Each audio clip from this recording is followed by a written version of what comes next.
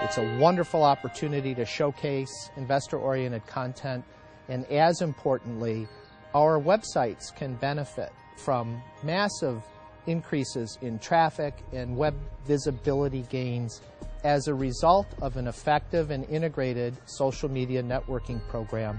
Our number one goal is to be in the consideration set when a prospective investor is asking the question, where might I turn for financial advice?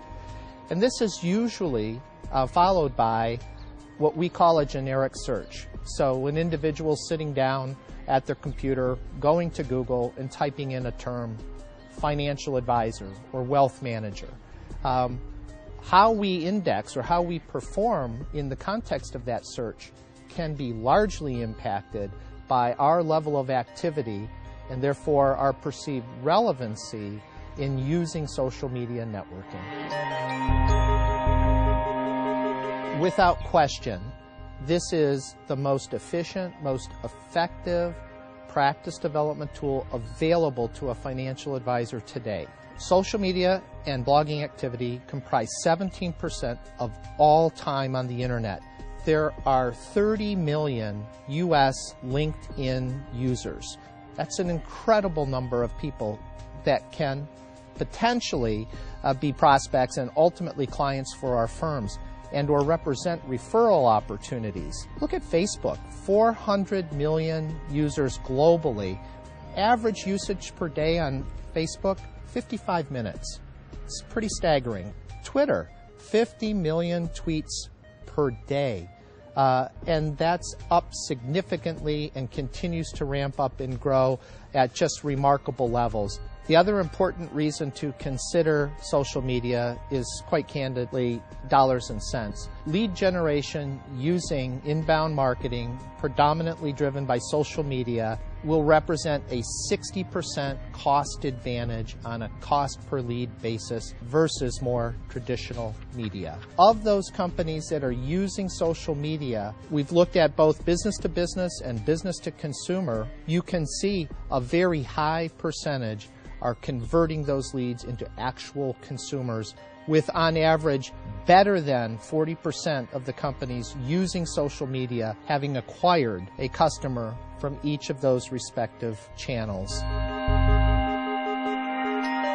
We work in a regulated industry. We always have, we always will. There are guidelines and parameters that we have to follow with all of our communication and advertising programs. Social media networking is no different. Let's take a look at some basics that we need to all keep in mind as we start down this path. One, all communication on social networks and blog sites should be treated the same as personal or written communications. So email messages sent to 25 or more prospects, considered sales literature. Email to fewer than 25 prospects or clients, considered correspondence. Publicly available websites, and this is important for your social media planning, Twitter, YouTube, considered advertisements. Those password protected sites, such as LinkedIn or Facebook or MySpace, are considered sales literature.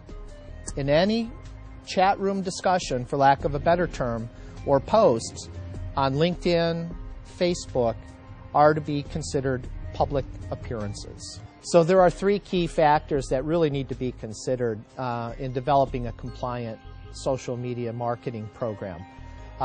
First, content, and making sure that what we have available for our advisors and ourselves to use is compliant, both in terms of its original format as well as blog length, post length, Twitter length type of activity.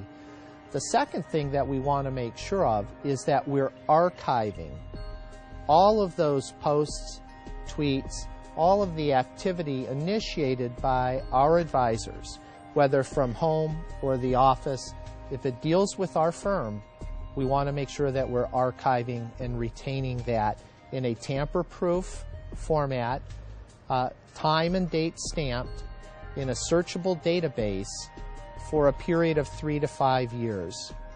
And that brings us to the third and as important component of a base program, and that's the ability to monitor activity of our advisors from time to time on a periodic scan, check, post-review basis. And so capturing that in a searchable database and allowing us a window into the firm's usage of the social media networks is important. It's a tough market today. It's a market marked by a lot of change.